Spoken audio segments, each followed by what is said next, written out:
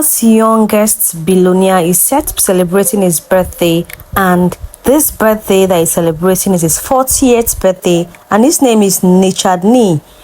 This guy is actually the youngest billionaire in Ghana, and he's not making a fuss about it. We are not hearing any noise. And do you guys know what? He invited the A-list artists from Nigeria, the likes of Davido, the likes of Burna Boy, the likes of, in fact, he even invited the billionaire, the Nigerian richest man, the richest man in Africa, that is Dangote. He invited some other artists from different countries, from Tanzania, Diamond Platinum. He invited all of them for his birthday party. And do you know where this event is going to be taking place? It's going to be taking place in the Independence Square. This is the setup of the place. This is how they're setting up the place to grace the occasion tomorrow, because tomorrow is going to be a total shutdown in the Independence Square, Accra, Ghana. The youngest billionaire in Ghana is celebrating his 40th birthday. I'm going to be sharing his experience, his little beginning of how he started, the things he passed through before he became this youngest billionaire.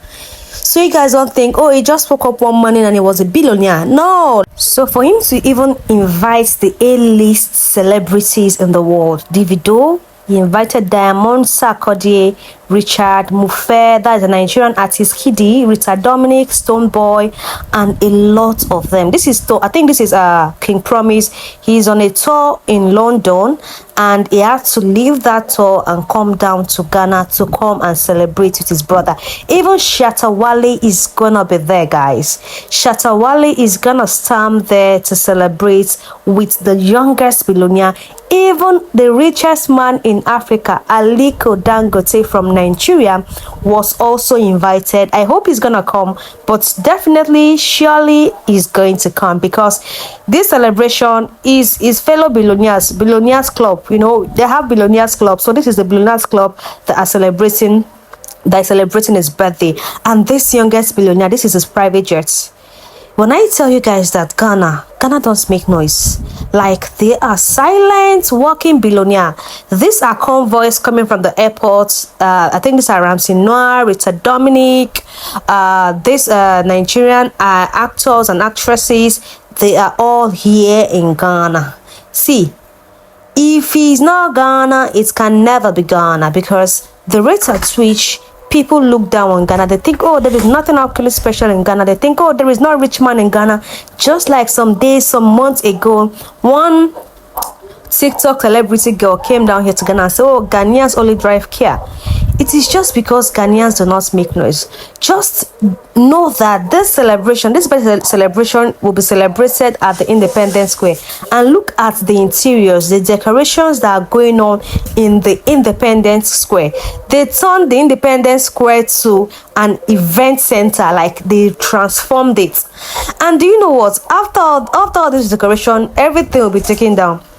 Money in water. Ghanaians have a lot of money. These people are not playing. You know, this youngest billionaire is celebrating his 40th birthday and is doing this kind of interior decoration. This decoration costs a lot of money, but he doesn't mind because he has the money. Spending money. Spending money. Ghanaians are silent billionaire. I'm giving credit to the owner of this video, Sam K. I got it from Sam K's channel and nononsa.com's channel. So big shout out to them for bringing this video to our faces, and I'm making use of the video. I'm reacting on the video. So guys, if I tell you guys that Ghanaians do not make mouth, they actually do not make mouths. They just do things silently. Imagine someone, a billionaire, inviting all the big artists. Do you know how much he's gonna pay them?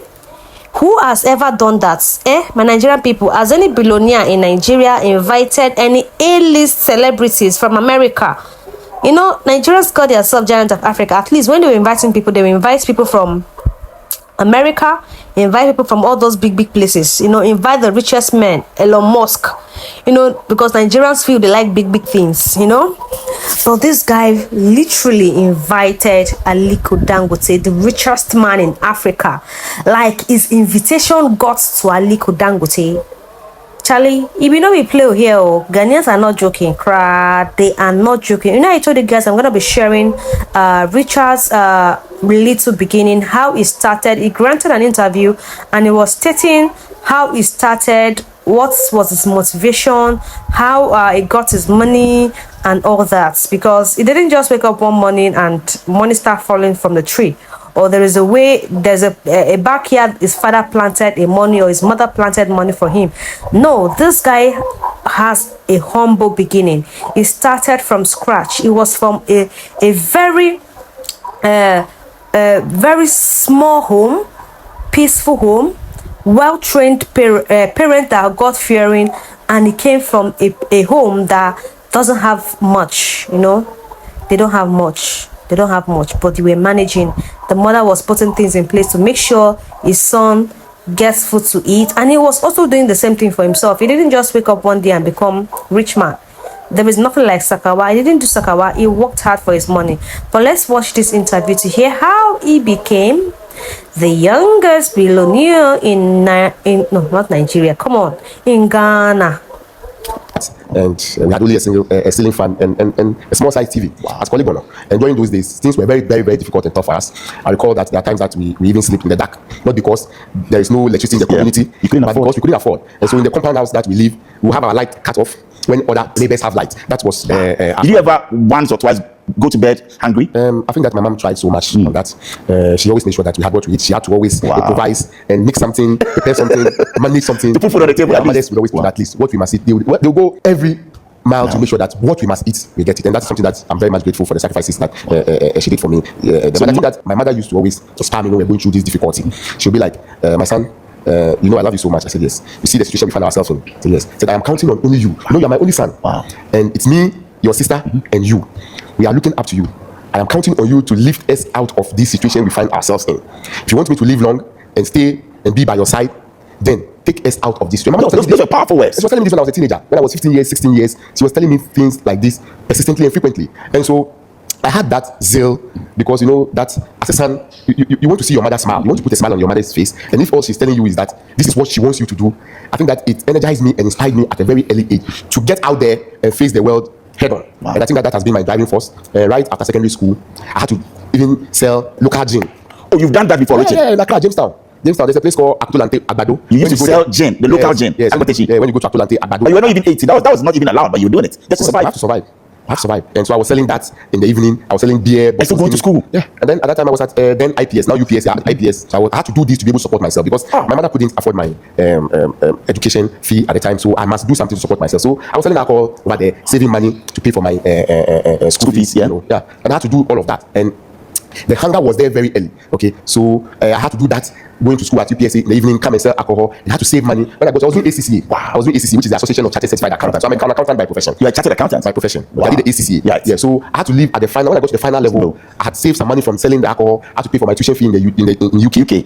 And I left, applied for visa, and fortunately I had admission. So you left Ghana then all in the name to struggle and make ends meet. Yes, and I left, I think, age 22. At age 22, I had taken myself to the UK, not someone taking me to the UK. You saved enough money to. Yes, and I applied for visa myself.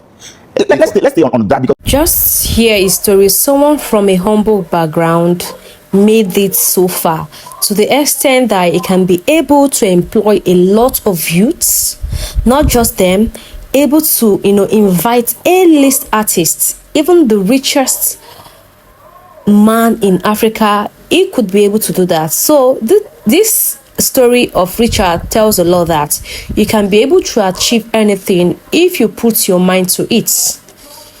If you put your mind to that particular thing, you're going to achieve it. So there is no two way to success. It is you being serious. It is you putting your mind to a particular craft that you're good at, and you having a vision, and with prayer and with God, all things are possible. So let me know your thoughts in the comment section. To those that are always saying Ghanaians are not rich, look at, they don't brag because God gave them this words. They don't use this word to intimidate or oppress people. They don't brag about, oh, I have money, I'm gonna do this, I'm gonna do that. No. Look at the people you invited. Just look at. Charlie, you people should learn, no. My Nigerian people, learn from those youngest billionaires. Stop making. It's only in Nigeria you come, you see one person that just sold one suit, bought one Toyota Camry. We will not hear word in the community because he bought a new car. You people should learn from Richard. Learn and grow up. Thank you for watching. See you guys in the next one. Bye.